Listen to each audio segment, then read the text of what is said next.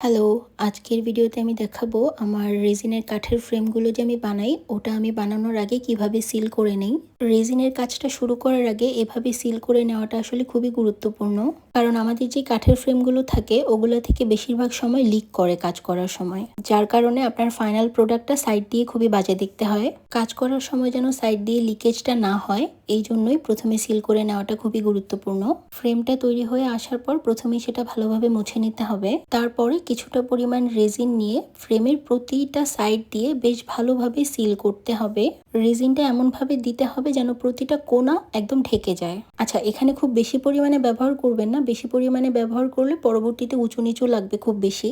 তাই হালকা একটু রেজিন দিয়ে সিল করে নিতে হবে। রেজিন দিয়ে সিল করে নেওয়ার পর চেষ্টা করবেন ওভারনাইট রেখে দিতে, তাহলে এরকম একটা ফিনিশিং আসবে। চারদিকটা একদম বন্ধ হয়ে গেলে কাজ করার সময় আপনারা স্পিল করবে না।